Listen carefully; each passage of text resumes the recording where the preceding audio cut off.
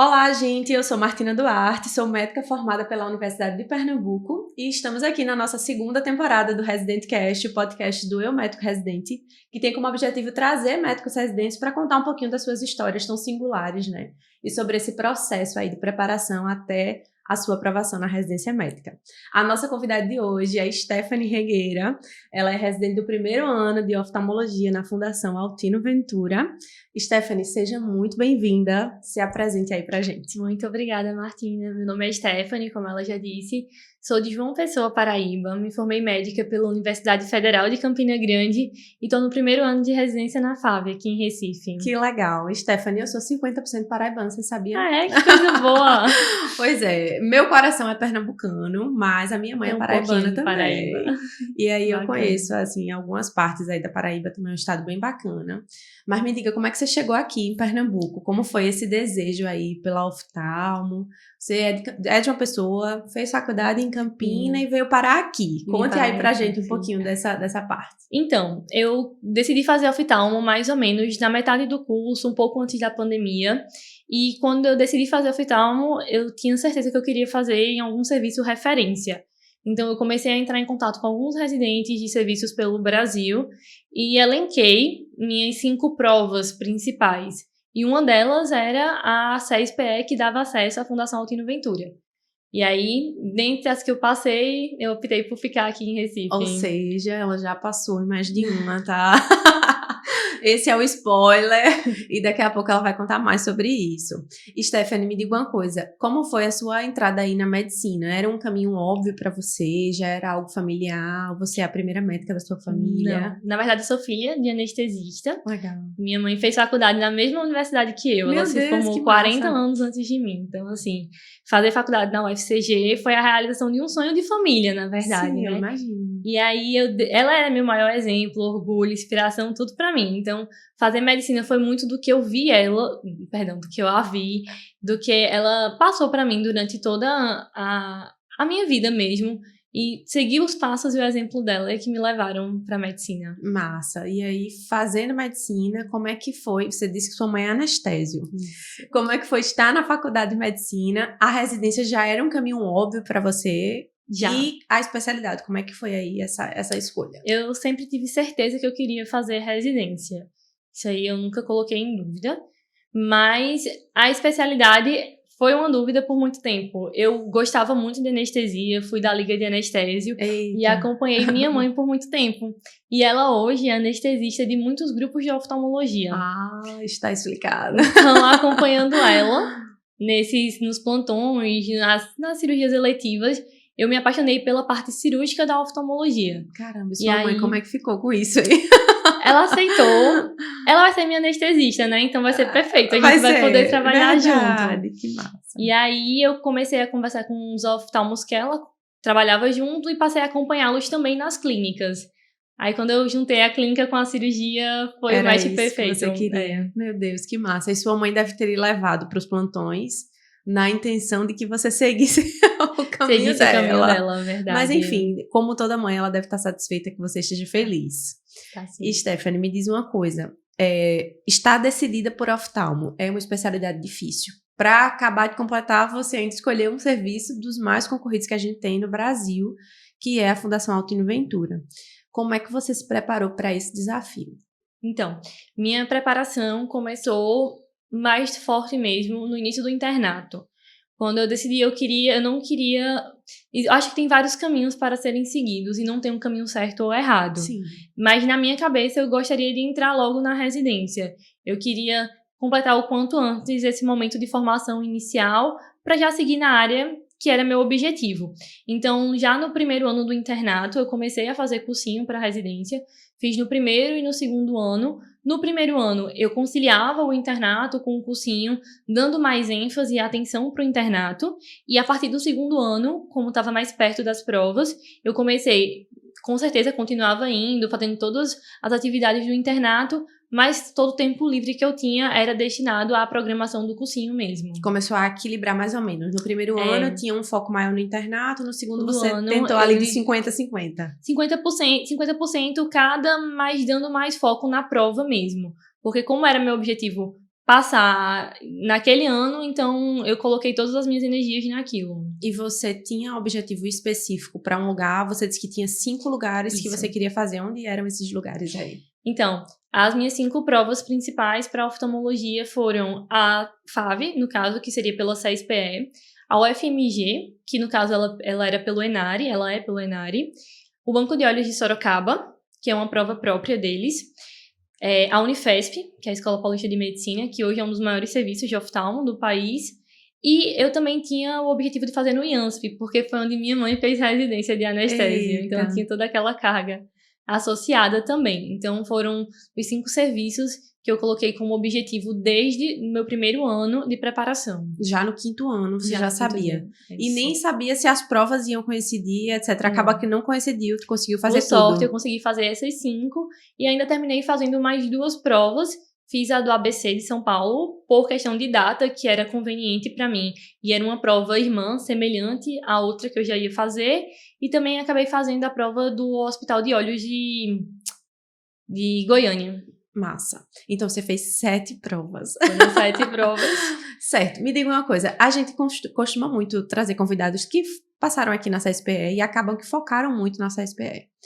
Aparentemente não é seu caso. Você foi aprovado em mais de um desses lugares. Então, você não estudou somente para a prova da CSPE. Como é que foi aí? Como era a sua metodologia de estudo? Já com tantos objetivos assim, tinha um objetivo que se sobressaía para algum outro? Então, a SES a gente sabe que é uma prova um pouquinho fora da curva. Sim. Eles costumam cobrar alguns conteúdos, alguns detalhes que não é o padrão de outras provas do Brasil. Hoje eu vejo as provas de residência muito como você tem que se preparar muito para uma prova em específico. Não basta você saber medicina. Você pode saber a medicina do mundo todo. Se você não estiver preparado para aquela prova, você não vai ir tão bem o suficiente para conseguir uma vaga mais concorrida. Então, assim, eu acho que mais de 5 não é o ideal. Eu realmente foquei em 5 e 3 eram meus objetivos principais, que era a CESPE, o Banco de Olhos de Sorocaba e o ENARE, porque tinha o FMG e também tinham outros serviços que entravam pelo ENARE. Então, essas 3 eram as provas que eu mais me concentrava, mais pegava provas antigas, mais olhava a questão, estilo de, esse conteúdo tem uma divergência na literatura e essa banca, ela cobra desse jeito, porque eram meus objetivos mais, assim, almejados, digamos assim. E eu foquei em tudo, mas tentando entender a nuance de cada prova nesse sentido. Como eu falei, por exemplo, eu não ia fazer ABC, mas o ABC era a mesma banca do Boys, que é o Sorocaba. Como era a mesma banca, eu acabei fazendo a prova porque a data era conveniente. Eu não me preparei para aquela prova, eu não fiz simulados, nem nada voltado para aquilo, mas fiz a prova porque era a mesma banca. Massa, massa. E aí você começa essa preparação no 5º ano com esses 3 aí, o top 3 de lugares que você iria. No 6º ano você muda um pouquinho a estratégia e foca melhor nesse estudo. Isso. Consegue diferenciar pra gente como era a tua rotina de estudos no 5º ano para a rotina de estudos do 6º ano? O 5º ano eu não tive muito tempo de revisão. Porque, como eu te falei, eu dava muito foco ao internato também. Então, eu não conseguia conciliar estudar conteúdo novo, fazer revisão e internato. Eu acho que eu até poderia ter conseguido, de uma certa forma, administrar isso melhor. Mas acabava que eu vencia o conteúdo que eu tinha que vencer para aquela semana, programado, e não conseguia revisitar tanto quanto eu gostaria os conteúdos anteriores. Já no 2º ano, não. Como o 1º ano eu consegui fazer essa base melhor, mais consolidada, no 2º ano eu consegui fazer uma revisão mais organizada, revisitar melhor os temas, para que na prova tivesse algo mais fresco na minha cabeça, em termos de alguns detalhes numéricos que você tem que saber, de classificação. Massa. E aí, na prática, no dia a dia, como era que tu organizava? Por exemplo, tu tava no internato, a gente sabe que é puxado. E aí, tu estudava em qualquer brecha, ou tu tinha um horário específico de estudo, tinha uma ordem de fazer isso, de estudar primeiro, assistir aula, fazer simulado, ou começava pelas questões, como é que fazia isso na prática? Eu primeiro tentava vencer o conteúdo daquela semana. Assistindo aulas, tu fala? Assistindo aulas. Eu acho muito que a aula é a base Mas não é só a aula. Muita gente não gosta de aula. Eu acho que isso é muito relativo. Eu gosto de assistir aula. Para mim, a aula me dá uma base, mas ela não é suficiente para você conseguir responder todas as questões, obviamente. Para mim, a aula é a base e a questão e o que você aprende com a questão é o a mais que vai fazer a diferença na sua aprovação. Muita coisa que eu via no primeiro ano, que não tinha em aula, que eu fiz questão e aí anotei no meu caderno como observação de questão. Quando eu chegava no segundo ano, já estava na minha cabeça, porque eu tinha visto no primeiro ano. Então, quando eu ia fazer as questões no segundo ano, estava um conteúdo que não foi dado em aula, mas que eu tinha visto em questões anteriores. Então, para mim, isso fez total diferença. Então, eu vencia o conteúdo de aula, então eu assistia às aulas teóricas, e aí, assim que eu vencia o conteúdo de aula, eu passava a revisar os temas.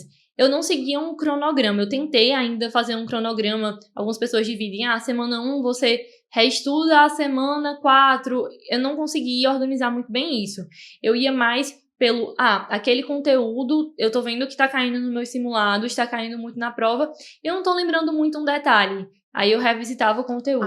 Então não era aquela revisão assim de cronograma mesmo. Não. Você revisitava os conteúdos baseado na sua necessidade. Na minha necessidade. Mas eu sempre via, por exemplo, esse conteúdo aqui, doenças exantemáticas, faz tempo que eu vi e não tá caindo muito, mas faz muito tempo que eu vi e eu não tô muito segura nele. Então, um dia eu ia lá e revisitava. Eu seguia muito flashcard para revisão. Então, eu tinha meus flashcards e eu sabia, esse flashcard aqui faz tempo que eu vi. Então, é um conteúdo que eu deixei meio de lado. Vou voltar para ele, entendeu? Massa. O flashcard me ajudou muito. Eu não usava flashcard antes do 6º ano. Comecei a usar no 6º ano e, para mim, na revisão, fez toda a diferença. Massa, massa. No 6º ano, você fez o intensivo do Biométrico Residente, que você já contou pra gente. E o intensivo começa no meio do ano. Isso. Durante o ano todo, você teve uma mudança do meio do ano pra lá? Como é que você organizou o 6º ano mesmo? Então, acabou que o meu 6º ano, a gente, na UFCG, terminou os estágios mais ou menos no mês de junho. Tudo? Tudo. E não formou, só formou no final? Só formou em agosto. Exatamente, a gente teve um gap de junho a agosto para colar o grau. Então, a gente já tinha finalizado as coisas da faculdade, mas, de qualquer forma, ainda não estava podendo trabalhar, nem atuar. E eu tive uma oportunidade de um estágio em oftalmologia que legal. No mês de julho. Então, eu passei o mês de julho fora nesse estágio. Eu fiquei muito em dúvida se eu ia, porque eu fiquei com medo de comprometer meus estudos. Mas como era na minha área, era algo que poderia me ajudar em entrevistas, em bancas, eu acabei optando por ir. Consegui estudar no mês do estágio, não com o foco que eu teria em casa, mas não acumulou conteúdo, digamos assim. E aí, quando eu voltei, em agosto, eu fiquei só estudando, de agosto até a data das provas. Não trabalhou, então? Não trabalhei. Só estudando? Porque era muito pouco tempo. Eu já voltei mais ou menos na metade de agosto. Já o ENAD já era em outubro. Então, assim, eu não tinha muito tempo.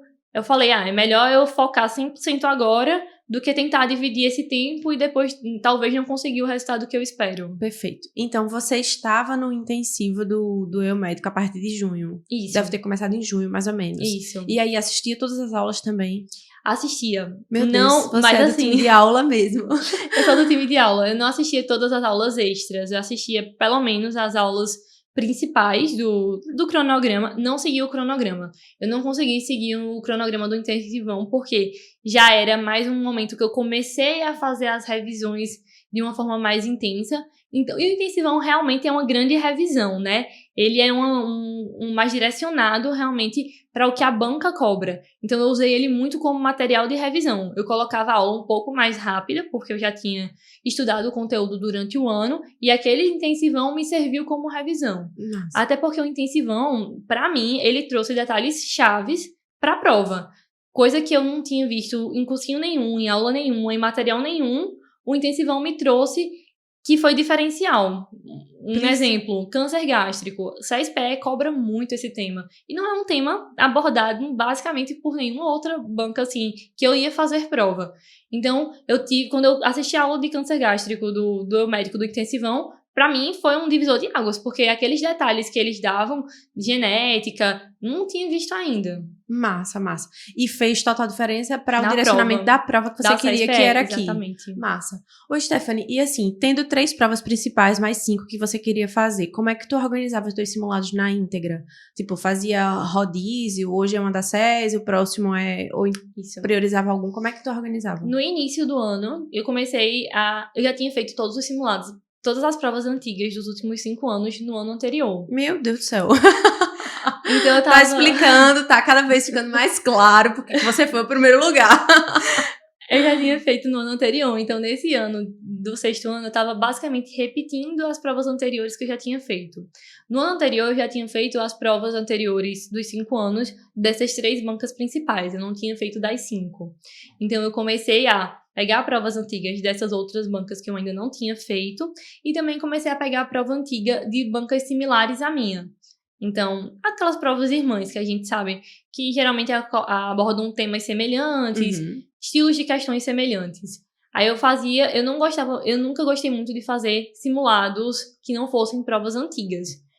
Eu achava que os simulados terminavam sendo gerais, porque o objetivo deles, na maior parte das vezes, era pegar o maior número de provas possíveis e, ao mesmo tempo, não direcionava muito para uma prova específica. Então, eu preferia usar como simulado A provas prova antigas. mesmo. Exatamente. E você fazia, tipo, no papel mesmo, No com papel, hora com hora marcada, marcada, com gabarito e com etc. gabarito.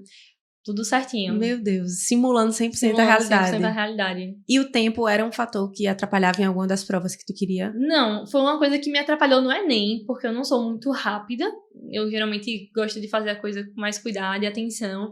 Mas na prova de residência, eu acho que o tempo que eles dão pra prova é um tempo suficiente. Dá pra fazer a prova tranquilo, na maioria das vezes. E uma prova como a da SES é aquela questão curta que você sabe ou não Ou sabe, não e o sabe. tempo acaba que não é um fator realmente que prejudica.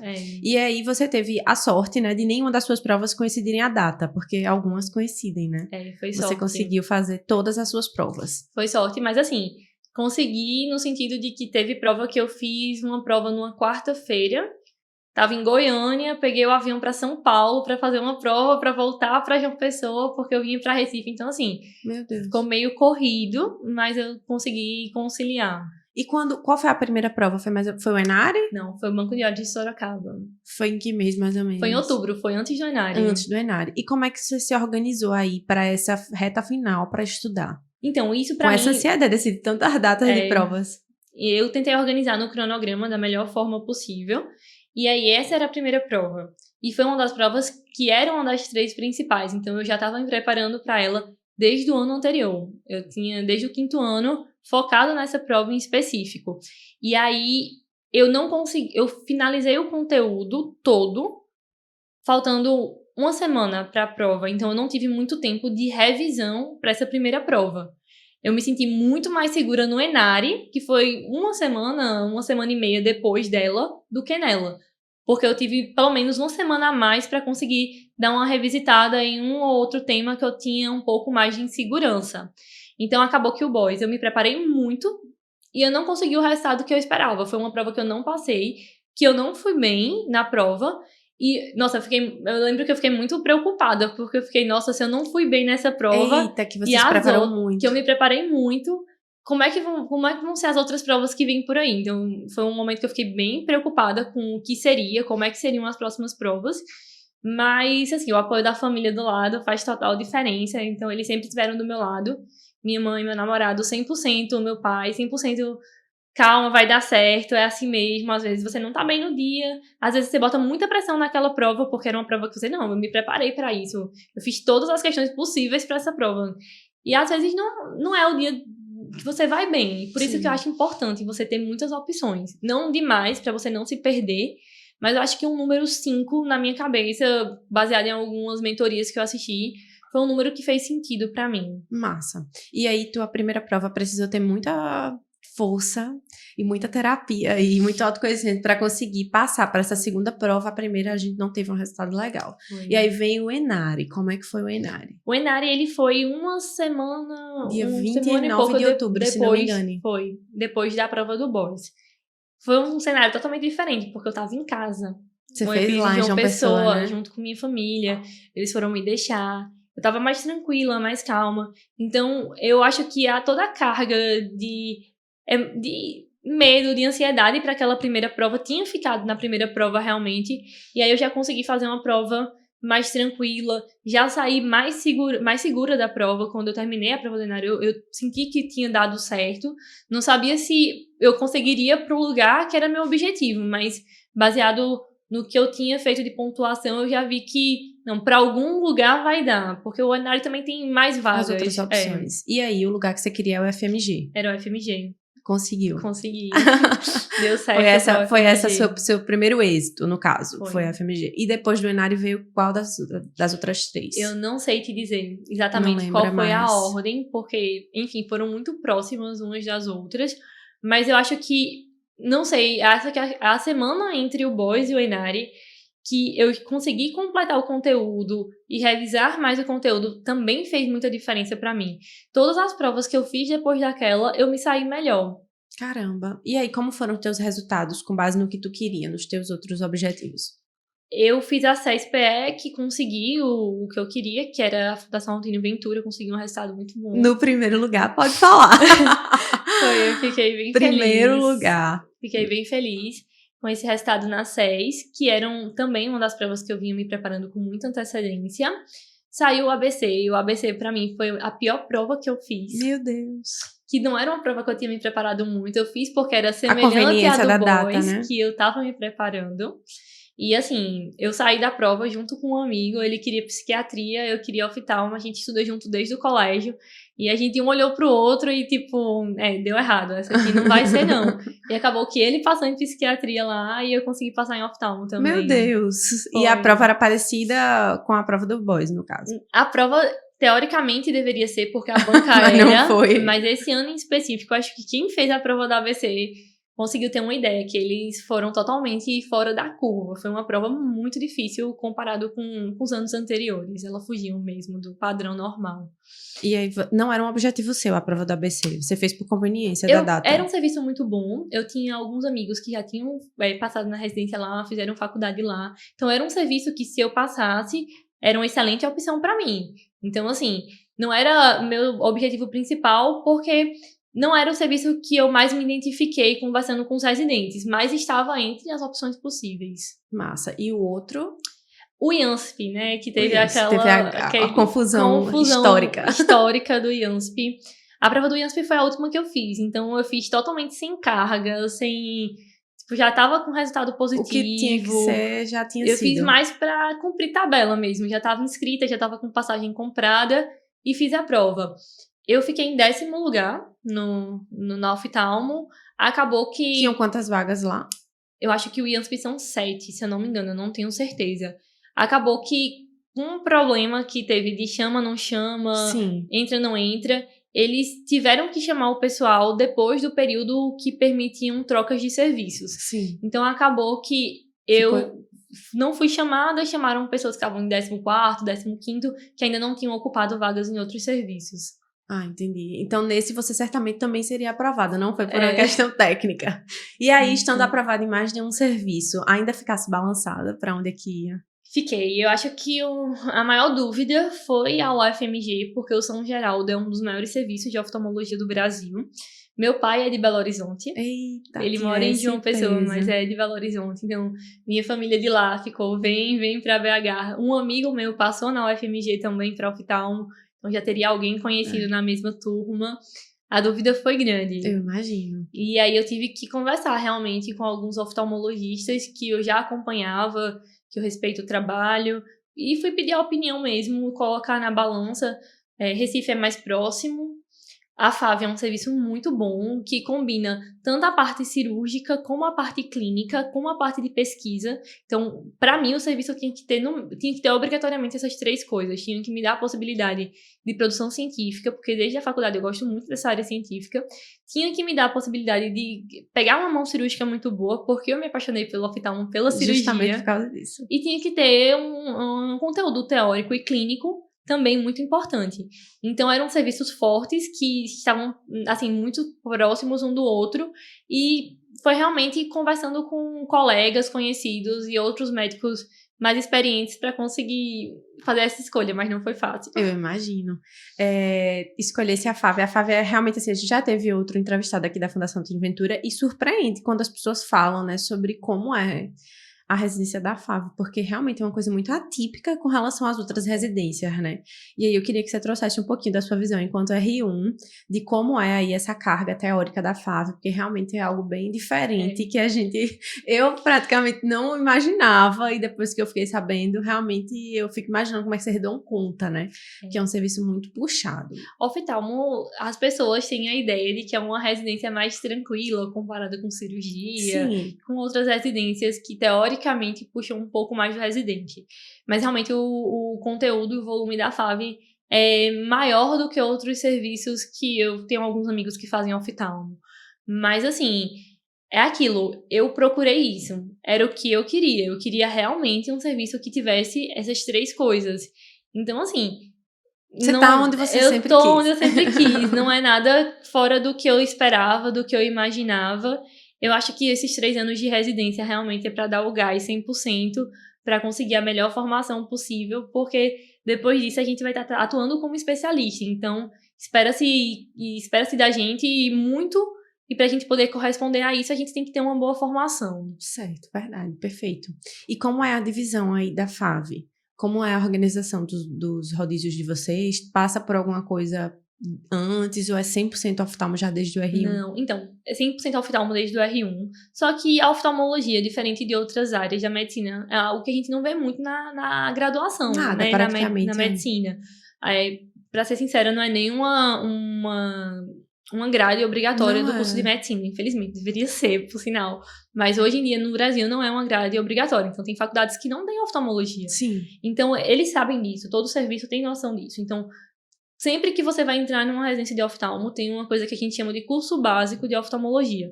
Todos os residentes têm que fazer. Geralmente, esse curso básico dura o primeiro mês da residência. Já conta como residência, Já conta como residência. Alguns serviços, esse curso básico começa um pouco antes de começar efetivamente a residência em março. Mas a maioria começa no próprio mês de março, quando inicia a residência. Alguns serviços, como a FAV, têm o próprio curso básico, outros não têm, e aí os residentes fazem o curso básico em algum lugar que eles indiquem. Mas esse curso básico é fundamental, porque a gente sai com pouca, na maioria das vezes, pouca base da faculdade, e lá a gente vai entender melhor o que é o exame oftalmológico, quais são as estruturas, quais são as doenças que a gente espera, como lidar, como manejar cada situação. É uma base para o que a gente realmente vai ter contato ao longo dos 3 anos nos ambulatórios e nas cirurgias. O que eu gosto muito do serviço é que a gente tem contato com as 3 coisas logo no primeiro momento. Então, passou esse primeiro mês de curso básico, a gente já começa a ir para o bloco cirúrgico, a gente primeiro acompanha as cirurgias, tem uma orientação, tem treinamento. A FAV tem simulador de cirurgia, isso é algo muito raro nas residências de oftalmologia do país. Poucas residências têm simulador próprio. Para o residente treinar? Para o residente treinar. Antes de a gente entrar no olho do paciente, a gente faz no simulador. Então, é um simulador que utiliza inteligência artificial, tecnologia muito avançada.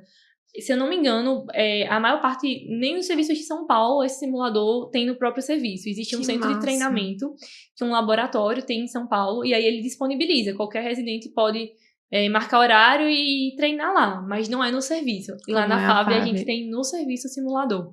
E pra mim, eu acho que isso faz toda a diferença para você ter mais segurança. Sim, com certeza. Quando você vai realizar o procedimento. Então, a gente passa pelo treinamento no simulador, a gente acompanha a cirurgia dos staffs, dos preceptores, e depois, logo no primeiro ano, a gente já começa a operar, já começa a atender os pacientes na emergência, nos ambulatórios de especialidades, e também a gente tem departamento científico. Isso é algo que, pra mim... Enche seus olhos. Com certeza. Eu não esperava. Eu nunca tinha visto um serviço que, assim, se dedicasse tanto à pesquisa ao ponto de, nossa, tem analista de pesquisa, tem estatístico, tudo à disposição para ajudar na produção científica. Muito legal.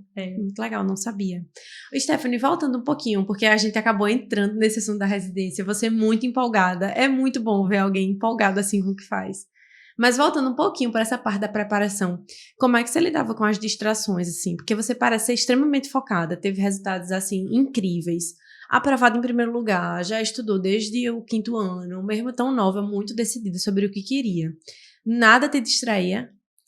Então, eu tentava conciliar o máximo possível. É tanto que no 6º ano, quando eu voltei do estágio, do que eu fui de oftalmologia, basicamente, eu parei com redes sociais. Eu me desliguei um pouco das redes sociais. Excluiu tudo quanto era conta? Excluí, para conseguir não ter distração nenhuma. Mas tinha as válvulas de escape, né? Então, eu sempre mantinha. A academia, para mim, era uma coisa que me fazia muito bem. Então, eu tentava, pelo menos, no mês que eu fiquei basicamente só estudando, eu tentava, pelo menos, 3 vezes por semana ir na academia, pelo menos 1 hora para conseguir relaxar. Todos os domingos, basicamente, eu procurava não estudar. No máximo, eu fazia algum simulado de manhã cedo e depois passava o resto do dia descansando, para ter um tempo para mim mesmo, para conseguir espairecer um pouco para seguir na caminhada. Massa. Então, assim, tinha as distrações e você era daquele tipo que corta pela raiz. Ao invés de ficar se testando, exclui as redes sociais. Eu sou do time que é melhor focar logo para cumprir aquele objetivo e poder ficar livre logo. Massa.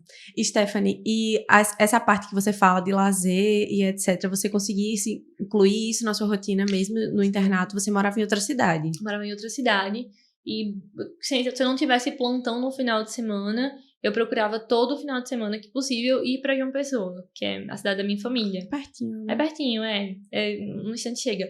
E aí eu estudava no sábado e dedicava o domingo a ficar com a família mesmo para tentar dar uma descansada. Isso acaba que recarrega muito Com as nossas certeza. energias, né? Você volta renovada pra semana. E voltando agora para a parte da residência mesmo. Quando foi o primeiro dia, você tinha a FAV como um dos objetivos, mas você tinha outros lugares também. Como é que você se sentiu quando você pisou lá pela primeira vez? Eu senti um alívio do tipo, finalmente eu consegui, eu tô onde eu quero, eu consegui vencer essa etapa. E ansiedade também pelo que ia por vir, pelas coisas que iam acontecer. E muita expectativa. Eu acho que a expectativa era lá em cima e correspondeu. Elas vêm sendo superadas. Vêm sendo superadas. E, Stephanie, no primeiro mês tem um mês de curso que você falou. É um mês que dura. É um mês. E aí, depois disso, a residência é dividida como? A gente roda, por exemplo, esse mês agora, eu tô rodando no ambulatório de glaucoma e tô rodando no ambulatório de plástico ocular. Então, por exemplo, é temático. Um mês só de ambulatório? Não, durante a semana a gente tem um dia de bloco cirúrgico. Então, um dia especificamente a gente vai estar no bloco. Independente do que for no bloco, não é temático? Não é temático. Na realidade, é por ano. O residente do primeiro ano, ele aprende e ele opera cirurgias mais simples, que seriam cirurgias de pterígio, calásio, cirurgias que não adentram diretamente no olho. O residente do segundo ano começa a fazer catarata. Aí o terceiro ano, ele faz mais catarata por outras técnicas, entendeu? Entendi. O grau de dificuldade das cirurgias vão variando com o ano. Então, um dia na semana a gente tá no bloco cirúrgico. Então, nesse dia, a gente vai operar tudo que aparecer destinado ao R1. Geralmente, alguns traumas, porque como a FAV é porta aberta, chega muita emergência. Então, suturas de pálpebra, de conjuntiva, geralmente também são cirurgias que o R1 faz. Traumas mais complexos ficam para os residentes dos anos seguintes. Isso é no dia que é bloco? Bloco cirúrgico. A residência é de domingo a domingo? Não, é de segunda a sexta. Ai, que legal. Em horário comercial? Em horário comercial. Sábado e domingo livre. Aspas. De horário comercial a gente tem ponto lá, então a gente bate de 7 da manhã e bate de 5 da tarde. Só que existe o dia da emergência, que é plantão. Que é plantão. Aí no caso seria 19 horas ou até conseguir diminuir mais o volume. No caso, plantão noturno? Não, o residente não dá plantão noturno na FAV. Entendi. Só o pessoal do Fellow, que aí é uma sub da oftalmologia. Entendi. E a FAV é 24 horas, mas os residentes não dão plantão nesse... Não dão plantão noturno, a gente só dá plantão de dia mesmo. E aí, nos finais de semana, eventualmente, a gente tem que dar plantão na emergência também. Não é todo final de semana, tem a divisão. E aí, você estava começando a comentar que é um dia no bloco e os outros dias são temáticos com relação ao mês. Isso. um dia no bloco, um dia na emergência, geralmente um dia da semana na emergência, e dias temáticos de acordo com o ambulatório que você está rodando naquele mês. Retina, córnea, catarata, e tem um ambulatório geral também que os residentes atendem. E o volume, como é que é? É puxado. É o ponto forte de lá, né? É o ponto forte. É o serviço de referência do Nordeste, né? Não só de Pernambuco. Então, drena muito paciente para lá. Acaba que é um volume, assim, que se quiser paciente, tem paciente 24 horas para você ver. Não para, né? Não para, Como é que vocês organizam essa questão desses temas? Por exemplo, é sorteio, vocês escolhem por preferência? Então, lá é extremamente organizado. A gente tem um setor chamado Horários Médicos, que eles são responsáveis por organizar a agenda de todos os médicos que fazem parte da instituição. Então, no início do mês, a gente já recebe o nosso cronograma do mês. Olha, hoje de manhã você está no ambulatório de retina, hoje de tarde você está no ambulatório de glaucoma, tudo organizado no mês. Isso é fixo na medida do possível. Às vezes podem ter algumas alterações a depender da necessidade do dia. Às vezes alguém falta, fica doente por algum motivo e aí precisa relocar algum residente de um setor para outro. Oi, Stephanie, você disse que já tinha uma certa vivência em oftalmo antes de entrar na residência, mas esse não é o geral de todo mundo. E o pessoal que tá, os staffs que recebem os residentes, tem esse entendimento, assim? Tem, totalmente. Pegam na mão mesmo pra ir do zero, mão. Porque é uma coisa extremamente sensível e delicada, né? E bem específica. E que a gente não tem nada de acesso durante a faculdade. Eles pegam na mão mesmo, eles têm noção disso.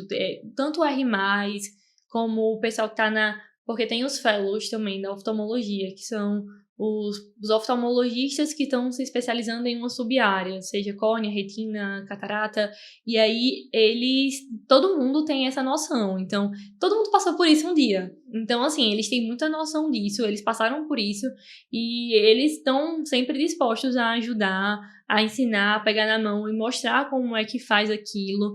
Ninguém espera que você entre na oftalmologia sabendo o que precisa ser feito, não, eles vão explicar passo a passo mesmo. Meu Deus, é bom saber isso, né? Principalmente pra quem tá ouvindo, que pensa em oftalmo, porque se fosse uma área que eu quisesse, por exemplo, eu ia ter esse receio, né? Porque é um negócio super... Eu dou plantão de emergência clínica, né? Quando chega qualquer coisa de olho, eu já fico assustada. Porque, assim, é uma coisa que a gente não estuda, que a gente não tem vivência. E aí, às vezes, eu vejo algumas coisas assim. Eu tenho a sorte de um dos meus plantões, eu tenho uma colega que é residente da FAV. E aí, ela me dá esse suporte. Mas quando eu tô sozinha em alguns outros lugares, eu fico, meu Deus... E agora, o que é que eu vou fazer? A sorte é que a gente pode mandar pra FAV e manda levar pra FAV. Assim, eu imagino que estar lá deve ser realmente um privilégio para quem gosta disso, porque é uma variedade de casos e chega tudo lá, né? Chega tudo. A grande porta da oftalmo. Stephanie, eu percebi que você é uma pessoa muito organizada, assim, nos seus projetos e extremamente focada e decidida. Você comentou sobre a sua preparação muito precoce, né? Muita gente considera precoce, para você foi o ideal. Começou já no 5º ano. E aí a residência de oftalmo duram 3 anos. E você já está falando aí nos fellows, e etc, e no sub, etc. Aí conte pra gente um pouquinho quais são as opções aí de sub que existem para oftalmo, que é também uma coisa que a gente não sabe, os médicos generalistas, a gente forma sem saber dessas informações. E como é que você se enxerga com relação a esse futuro? Vai querer terminar esse ciclo de preparação profissional? Vai dar uma pausa? Já está se organizando para estudar? A oftalmo, ele é uma das maiores literaturas da medicina.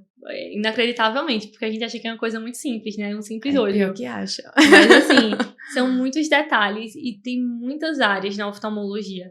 A gente tem córnea, a gente tem retina, a gente tem catarata, tem oftalmopediatria, tem neurooftalmologia. Meu Deus. Então, assim, tem um mundo, uma infinidade. Isso é um ponto muito bom de oftalmologia, para quem pensa em oftalmologia.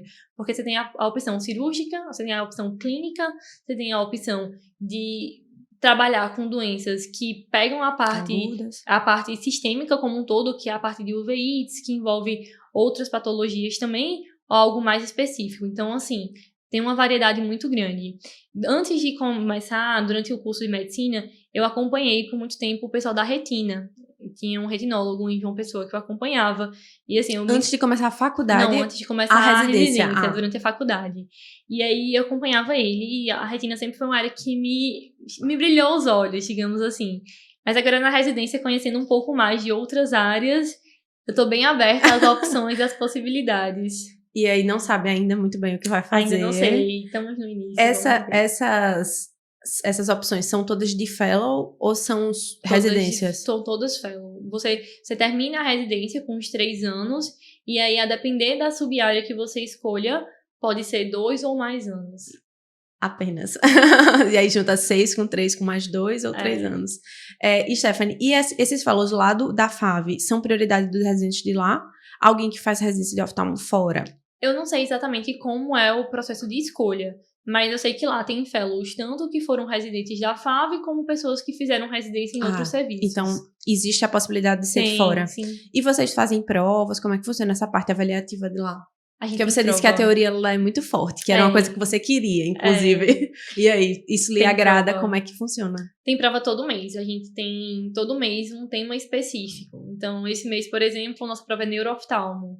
Então, a gente estuda... Para todo o grupo do R1? Para todo o grupo do R1 ao R3. A prova é a mesma para todo mundo. Meu Deus, como assim? Do R1 ao R3 faz a mesma prova. E aí tem, por mês, a prova daquele momento. Então, mas se espera que o R1 e o R3 tirem a mesma... Não, eles não esperam. Eles têm noção de que não é a mesma coisa. Então, eles dão um ponto a mais na média para que o R1 consiga atingir a nota suficiente para passar naquele módulo. E o R2... O R2 tem que lutar um pouquinho pra conseguir a mesma nota do R3. Que loucura é essa, meu Deus. Puxado. E aí, isso é o que você queria mesmo? Eu acho que, assim, eu trabalho bem com prova. Pra mim, quando eu tenho um objetivo, eu vou ter essa prova. Então, me ajuda a ficar mais disciplinada a estudar aquele conteúdo. Então, assim, pra mim é bom pra me organizar. Acho que varia de pessoa pra pessoa. Tem gente que não gosta muito, mas não me atrapalha muito, não. E aí você disse que você não sabe ainda como é esse processo de entrada nos fellows, então você não começou nenhum tipo de preparação. Não. Não tá pensando nisso ainda? Ainda não, deixar mais pra frente. Boa. Vai deixar mais pra frente e tá só curtindo agora o R1 mesmo. Isso, conhecendo um pouquinho de cada área. Muito bem. Quando você pensa nesse pós, você vai querer ir direto, terminar? O objetivo no momento é ir direto. É já terminar a residência e ir pro fellow, que é pra completar. Que você ainda não sabe pra onde vai, mas já sabe que vai. Isso. E vai voltar pra João Pessoa, Stephanie? O Recife lhe conquistou? Eu gosto muito de Recife, eu tenho família aqui, então, assim, é um lugar que eu já me identificava bastante. Tenho grandes amigos aqui, mas meu coração é de João Pessoa. Ai, meu Deus, deixa ela. Tem uns que são apaixonados por Recife, mas outros realmente... E João Pessoa hoje é uma cidade, né, que muita gente é apaixonada por João Pessoa. Stephanie, veja, você tem uma trajetória de muita organização, de muito foco. Você fica assim meio tímida pra falar, mas você conseguiu resultados incríveis. Tem que falar assim, você foi primeiro lugar, você... alguém diferente, sabe? Eu sei que muitas vezes vocês não gostam de falar, mas tem alguma coisa a mais, sabe? E eu sempre gosto de perguntar isso quando eu converso com alguém que foi primeiro lugar. Eu sei que você estudou muito, muita gente estuda muito, todo mundo que passa em oftalmo estuda muito. Mas tem algo a mais para que você fosse o primeiro lugar, sabe? Eu não acredito que seja simplesmente um acaso. Eu sei que houve um esforço a mais. O que é que você acha que fez diferença na sua preparação, na sua trajetória de preparação, que talvez tenha te levado para esse primeiro lugar? Talvez o seu foco, talvez a sua forma como você lidava com aquilo. O que é que você acha? Você consegue identificar algo que lhe levou para esse lugar de sucesso?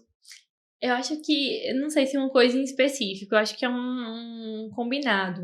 Vários fatores juntos contribuem para aquele resultado final. Eu acho que o apoio da família, ter em quem você apoiar realmente, aquela pessoa que está do seu lado dizendo, olha, vai dar certo, tipo, essa prova não deu certo, mas não quer dizer que essa não deu certo, o resto não vai dar, não.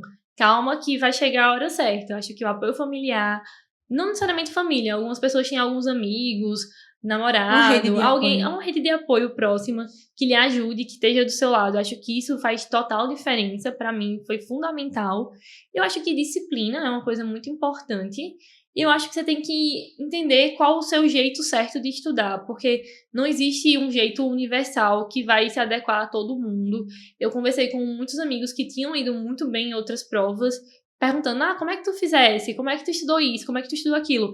E aí eu percebi que cada um tem seu jeito. Você tem que entender como você funciona melhor para conseguir o melhor resultado com aquilo que você se identifica mais, entendeu?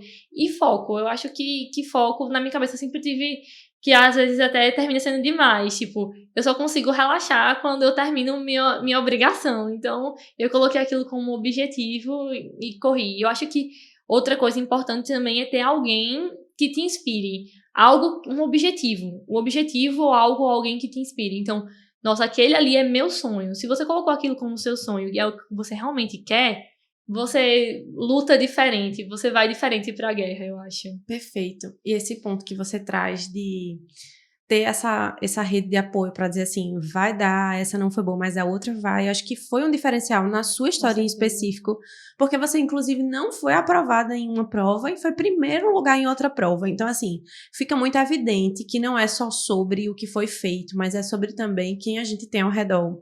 E sobre as provas específicas, né? Porque tá chegando aí, a gente tá no meio do ano, já tem inscrições, já tem provas com data como o Enare. E aí vai chegando essa energia de pré-prova, né? E muitas vezes a primeira prova que a gente faz acaba que nos dá um norte ou nos tira, né? E aí você disse que a sua primeira prova foi uma prova ruim, que você, inclusive, não passou. E você não deixou isso lhe derrubar, né? Você teve essa rede de apoio. Eu acho que realmente isso foi um diferencial importante. E o foco também, né? Principalmente um estudo direcionado para a banca, que era algo que você queria bastante, que era a CSPE. Eu acho que o direcionamento é algo muito importante, porque você pode ser o melhor médico do mundo. Uma prova não define ninguém, não define o médico que você é, não define sua conduta como profissional. É uma prova, você tem que responder aquilo. Eu acho que você tem que ser treinado para responder aquilo, você tem que aprender como responder aquilo, é algo que você consegue aprender, entendeu? Então, você ter um foco e saber o que você está procurando, eu quero essa prova, é muito importante, porque senão você vai ficar tentando abarcar o mundo com as mãos e não é possível. Você tem que direcionar realmente seu estudo. Perfeito. Stephanie, quando você olha aí para o que você construiu do 5º ano para cá, eu percebi que é uma trajetória de muita organização, de muito planejamento, de muito foco. Mas você consegue identificar qual foi aí o seu maior erro que você cometeu aí desde esse momento que você decidiu pela residência para se preparar? E qual foi o seu maior acerto? Pergunta difícil. Vamos lá, o maior erro, eu acho que no início eu errei na forma de estudar, porque eu tentava me encaixar em modelos que as pessoas diziam que era o certo. Então eu via, nossa, esse aqui é o certo, eu tenho que fazer assim, se eu não fizer assim eu não vou passar, porque fulaninho fez assim, fulaninho fez 2.000 questões em um dia, se eu não fizer 2.000 questões em um dia eu não passo. E não é assim, tipo, cada um tem seu jeito de entender melhor as coisas. Sim. Você viu, eu gosto muito de aula, muita gente não gosta de aula. E tá tudo bem, também. e passa também. Uma coisa que eu acho que é importante pra todo mundo é questão. Realmente, fazer muita questão faz diferença. Não só fazer questão, como ver os comentários e aprender com o comentário. Porque às vezes ele traz um conteúdo novo que você nunca viu e que vai estar na tua prova seguinte, entendeu? Então isso é muito importante. Eu acho que o maior erro foi esse, de tentar me encaixar em modelos fixos de estudo e de organização que não eram pra mim. Como se existisse uma receitinha pronta da aprovação. Exatamente. E ela não existe. Se fosse assim, era bem mais fácil, inclusive. Com certeza. E qual foi teu maior acerto aí nessa tua trajetória de preparação? Eu acho que o meu maior acerto foi ter entendido que existia um tempo certo para as coisas e acalmado o meu coração e não me desesperado. Porque no início do ano eu não estava com o resultado que eu queria.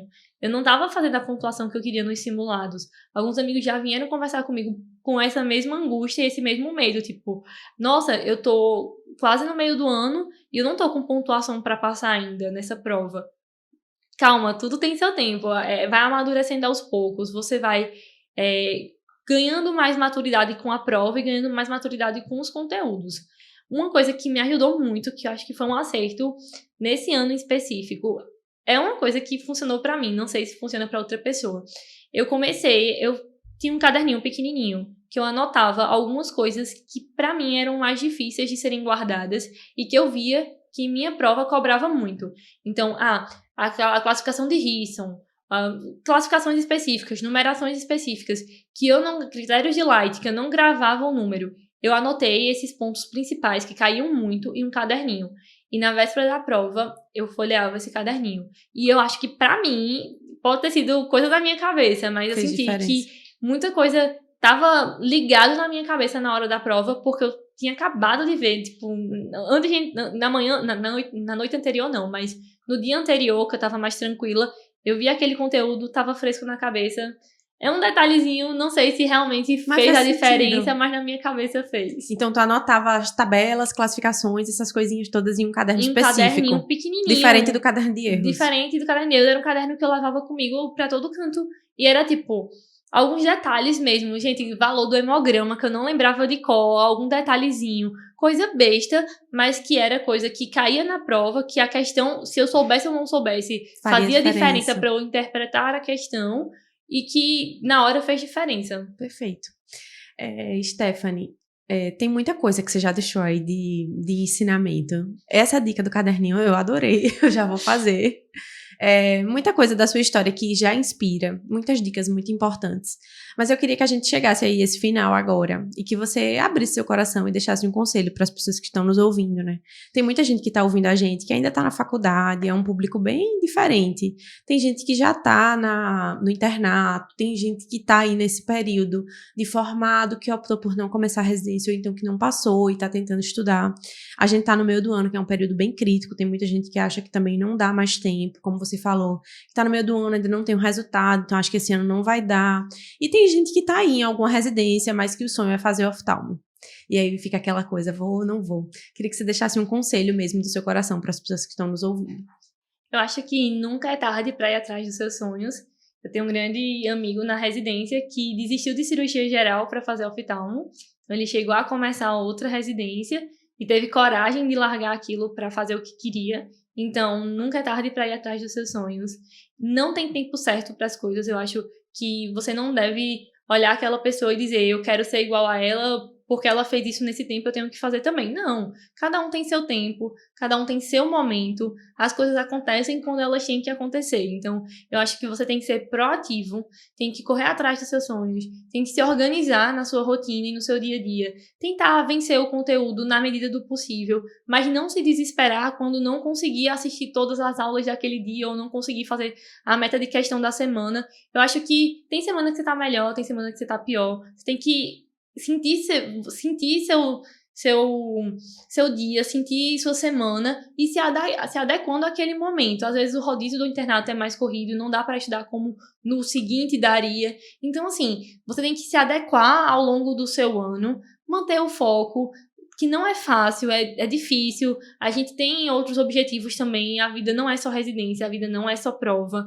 Mas, assim, vale a pena focar aquele momento para depois conseguir comemorar, aproveitar e sempre se apoiar naquelas pessoas que estão torcendo por você e querendo ser o melhor. Perfeito. Isso é a sua cara, você definiu a sua história praticamente nisso, né? Sim. E assim, você fala da oftalmo, você fala da sua residência, seus olhos brilham, você fala emocionada disso tudo. Sim. E é muito bom, é muito prazeroso ver alguém tão feliz assim com o que tá vivendo, sabe? Então, muito sucesso na sua trajetória, se é que é preciso torcer por sucesso pra você, porque você já é um sucesso, você já tá em um lugar que você lutou muito pra conquistar. Eu tenho certeza que vai atingir outros lugares ainda maiores, com todo o seu foco, toda a sua dedicação.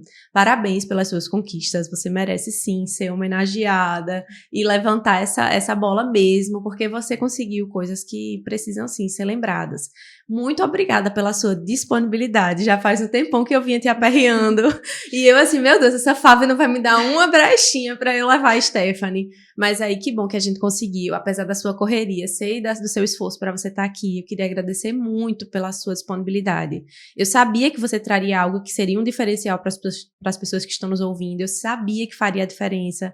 Por isso que eu insisti, fiquei aguardando uma data e eu ficava, tal dia pode, não posso. Ai, oh, meu Deus, um dia vai ter. E hoje aconteceu. Eu fico muito feliz de você estar aqui. Muito obrigada de verdade, Stephanie. Eu que agradeço o convite. Foi uma experiência muito boa. Fico muito feliz de poder compartilhar um pouquinho dessa experiência, de tentar acalmar um pouquinho os corações, porque eu sei que ainda mais nesse momento de meio de ano bate aquela angústia, então eu acho que é um momento importante para tentar se acalmar e, enfim, muito obrigada pela oportunidade. Eu que agradeço, você é uma fofa, muito sucesso para você. Obrigada de verdade. E obrigada, gente, até a próxima.